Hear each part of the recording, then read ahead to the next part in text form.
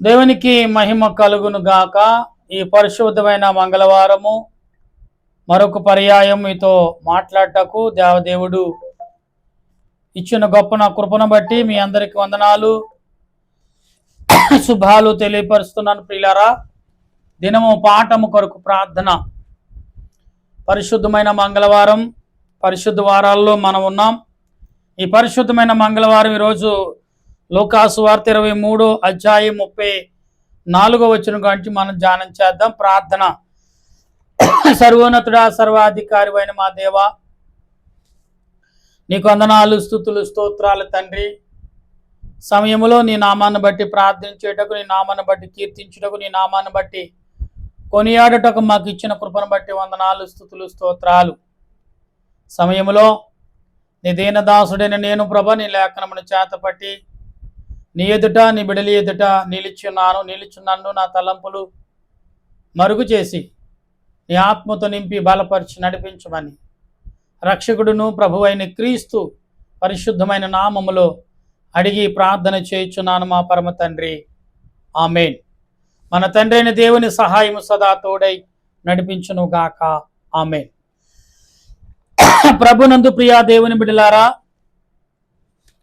ఈ పరిశుద్ధమైన మంగళవారం 36వ రోజు మన మధ్యన ఉన్నాయి. ప్రియులరా, 36వ రోజు కంప్లీట్లో మనం ఉన్నాం. ఈ సాయంకాల పూట దేవుని వాక్యమును ధ్యానం చేసినప్పుడు దేవుడు మనకు ఏ రకంగా ఆయన వాక్యాన్ని అందిస్తున్నారు, ఏ రకమైన మాటలతో మనము ముందుకు నడుస్తున్నాం అని ఆలోచిస్తే అనేక విషయాలు ఇక్కడ మనకు కనబడుతున్నాయి. ప్రియులరా, యేసు ప్రభు చెప్తున్న మాటలను మనం గమనిస్తూ, ప్రియులరా,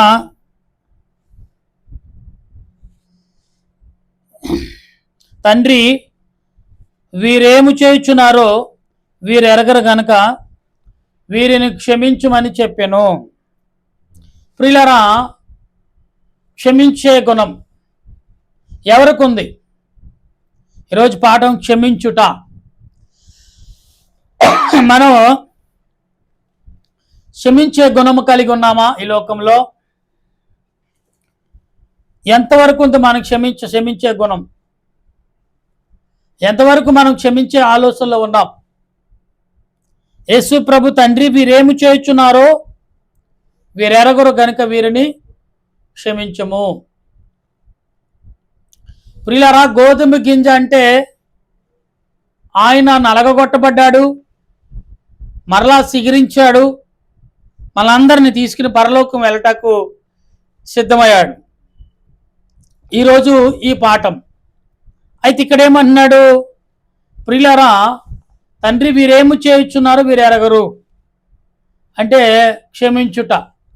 దేవుడు క్షమాపణ గుణము ఎంత కలిగిన వాడు, ఎంతవరకు ఆయన క్షమించేవాడు అని బైబిల్ గ్రంథములు చూస్తే అనేక అంశాలు కనబడుతున్నాయి. 4 సువార్తల్లో యేసు ప్రభు శిలువ గురించి ఎక్కువగా మత్తయి సువార్త, మార్కు సువార్త, లూకా సువార్త, యోహాను ఈ 4 సువార్తలో 4 విధములుగా వారు రచించినట్టుగా మనకు బైబిల్ గ్రంథంలో తటగా కనబడుతుంది. అయితే ఈరోజు పరిశుద్ధాత్మ దేవుడు ఏ రకంగా పరిశుద్ధాత్మ యొక్క దినాల్లో మనం ఉన్నాం అంటే ఆత్మ తలంపులు కలిగి మనం మాట్లాడేవారిగా ఉండవలసిన వారమై ఉన్నాం. ఇక్కడ అంటున్నాడు ఏమని? ఆయన వస్త్రములు పంచుకున్నట్టుగా చిచ్చివేసిరి, ప్రజలు నిలవబడి చూచుచుండ్రి, అధికారులను వీడు ఇతరులను రక్షించి వీడు దేవుని ఏర్పరచుకున్న క్రీస్తు అయిన ఎడల తన్ను తాను రక్షించుకునని అపహాసించిరి.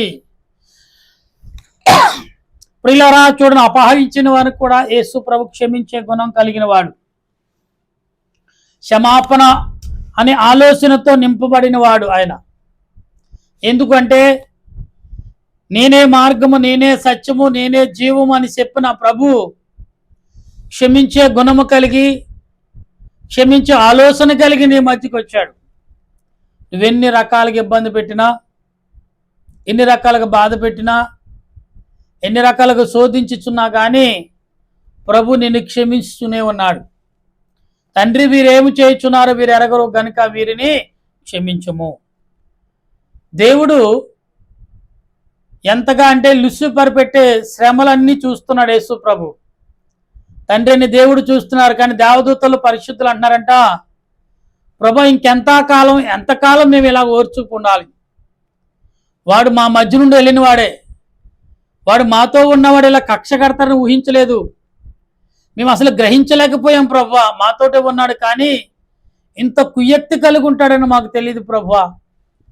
ఏంటి వాడి పరిస్థితి? వాడిని నువ్వు ఇంకా శిక్షించకుండా వాడిని బయటకు తోచేసావు తప్పిడి, వాడిని ఏమి చేయకుండా వదిలేసావు. ఇంకెంతకాలం వాడు చేసే క్రియలు మేము చూడాలి, ఎంతకాలం వాడు చేసే దుర్మార్గాలు మేము భరించాలని పరిశుద్ధులందరూ కూడా దేవదేవుని అడుగుతుంటే దేవుడు అంటున్నాడంట, కంగారు పడకండి, ఆగండి, అదిగో నా కుమారుడు ఉన్నాడు కదా, అన్నిటికీ సమాధానం చెప్తాడని దేవదేవుడు పరిశుద్ధులతో మాట్లాడుతున్నాడంట.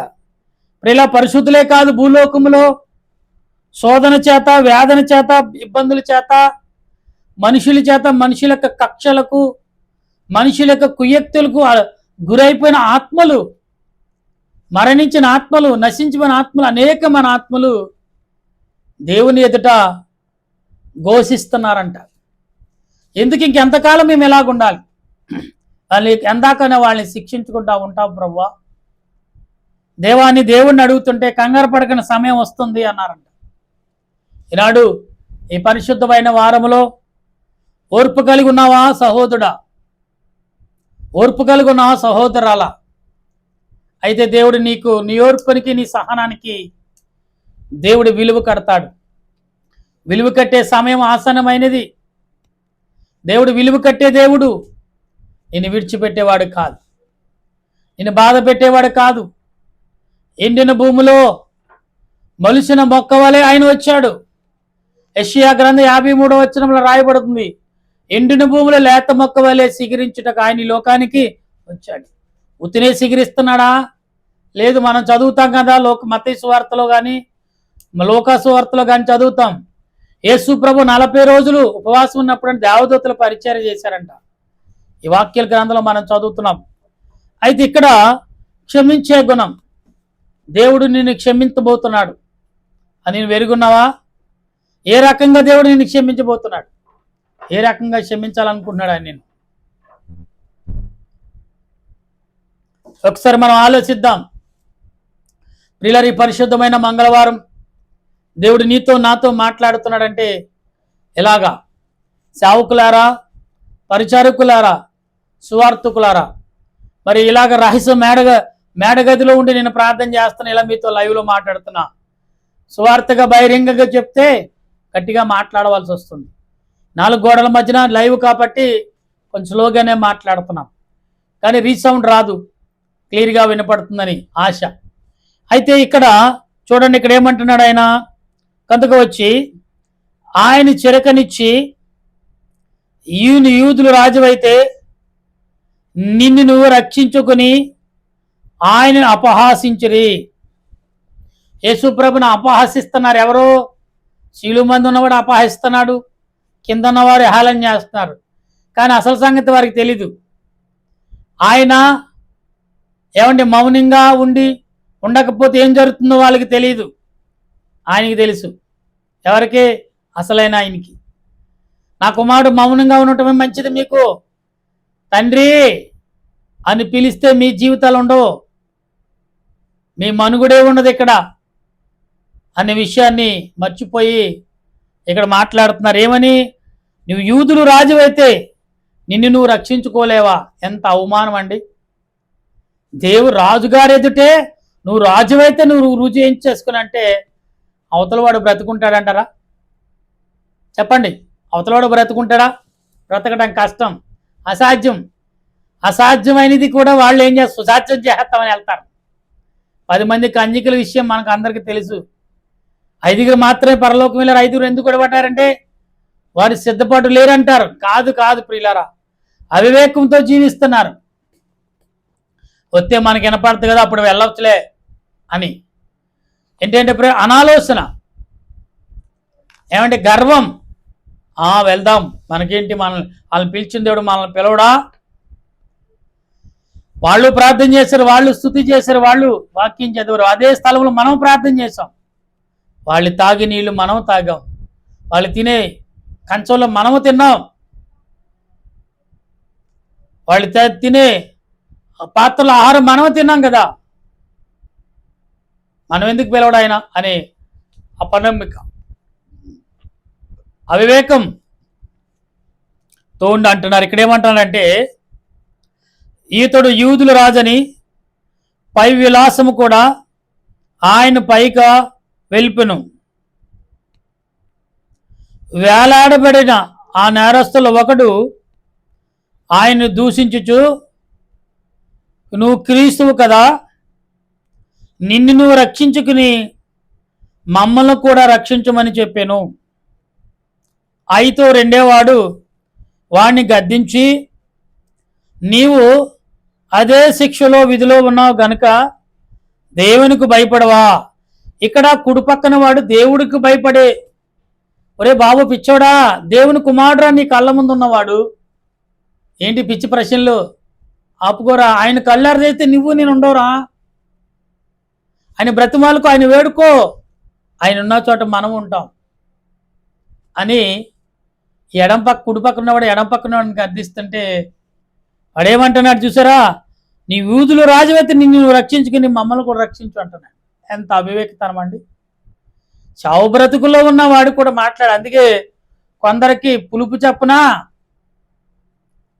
ఏం సావదంట, పులుపు చాచినా రోషం సావదంట. కొందరికి ఇలాగే మాట్లాడాలి. కొన్ని రోషం కలిగి ఉంటారు, కానీ వాళ్ళు శక్తి లేకుండా రోషాన్ని మాత్రం చూపిస్తూ ఉంటారు. లెగలేని వాడు మంచాన పడి, ఒక చిన్న కథ, ఒక వృద్ధుడు మంచాన పడి భార్య బ్రతుకుందంట. నా భర్త కదా, అతనిలో సగం భాగం కదా, నేను సేవ చేయాలని రోజు చేస్తుందంట. చేతులు కాళ్ళు పడిపోయి రోజుని దగ్గరికి రమ్మని పిల్లరా చెవిపెట్టుకుని, ఏంటని చెవి దగ్గరికి పెడుతున్నాడు. చెవిటి కరిసి కొరికేస్తాడంట. ఏంటి ఓ దొంగ చచ్చినోడు ఎందుకురా నన్ను కొరికేసావంటే ఇప్పుడు అన్నాడంట, నేనంటే ఏననుకున్నావే నువ్వు, ఇలా కాళ్ళు చేతులు పడిపోయినా ఇష్టసరంగా నా మాటకు లెక్కలేదు అంటున్నాడంట. ప్రియులారా, అందుకనే చింత చచ్చినా పులుపు సావదంట. చింతగా చెట్టు నుంచి కాయ రాలిపోయినా దాని పులుపు సావదంట. అలాగుంది మనిషి యొక్క ఆలోచన. ఎందుకంటే ఆనాటి కవితలు ఎలా రాశారంటే, దేవుని వాక్యం చదివిన తర్వాతే ఈ కవితలు జోడించి రాశారని విషయాలు మనం చదువుతాం. నా ప్రియమైన దేవుని బిడ్డలారు, ఇక్కడ చదువుతూ ఉంటే మనకైతే న్యాయమే, మనం చేసిన వాటికి తగిన ఫలము పొందుచున్నాం. ఈయన ఏ తప్పిదము చేయలేదని చెప్పి ఆయనను చూచి, యేసు నీవు నీ రాజ్యములోను వచ్చినప్పుడు నన్ను జ్ఞాపము చేసుకోమని.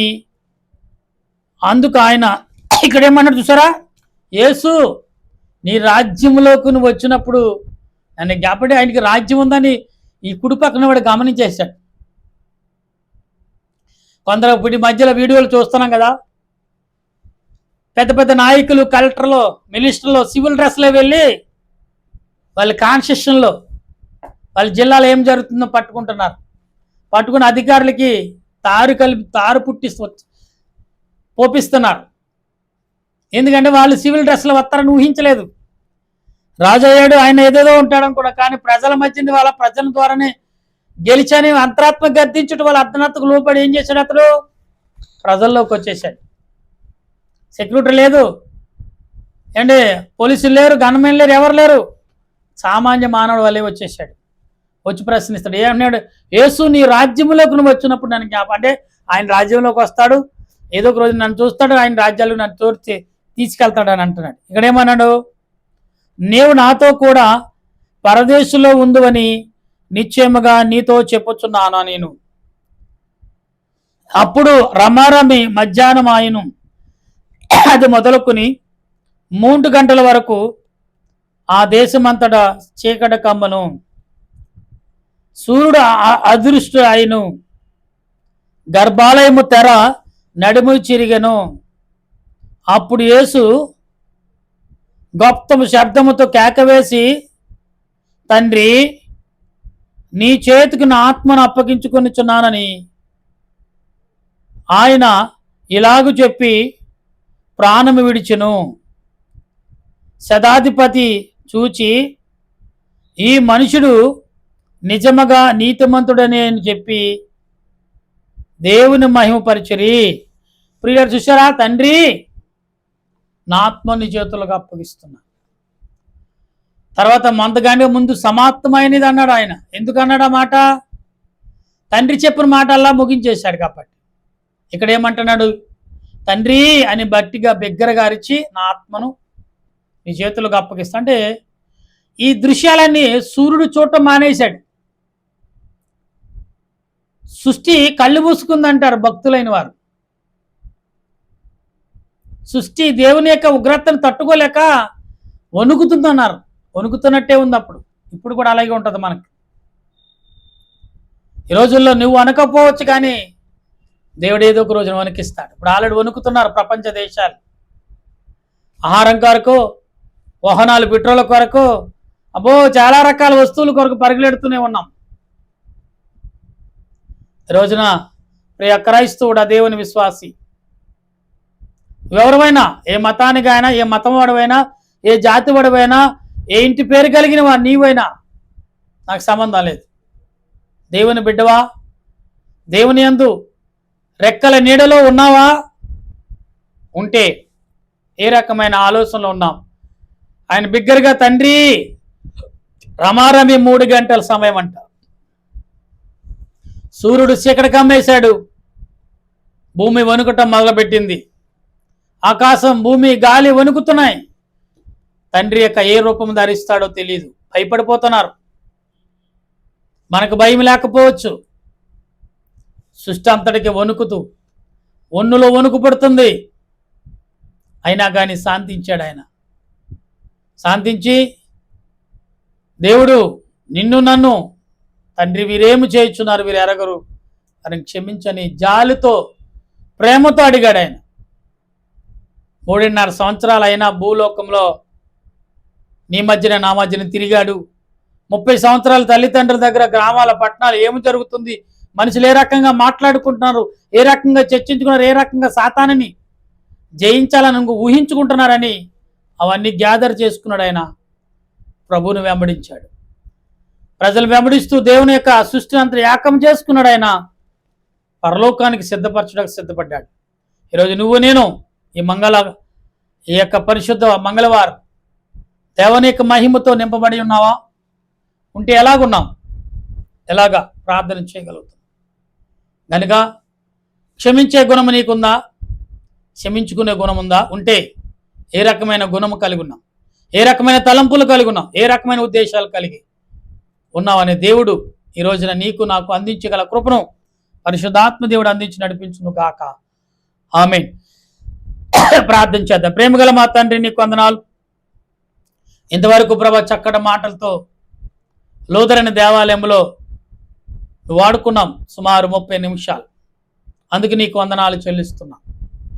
ఈ సమయంలో ఏదైనా దాసుడు నేను లైవ్ ఇస్తూ నీ బిడ్డలతో మాట్లాడుచుండగా నీ ఆత్మ నడిపింపు, నీ సన్నిధి కాపుదల మాకు అందించి నడిపించి బలపరచమని, ఎందరైతే ప్రభా నేను 150 కోట్ల ప్రజలు, 850 కోట్ల ప్రజలు ఈ పరిశుద్ధ వారంలో నీ వైపు చూస్తున్నారు, చూచిన వారందరి హృదయాలను అంగీకరించి బలపరిచి నడిపించి ఆదరించి ఆయుత్తపరచమని క్రీస్తు ప్రభు దివ్యమైన నామములో అడిగి బ్రతిమాలి ప్రార్థిస్తూ స్తుతిస్తున్నాను పరమ తండ్రి.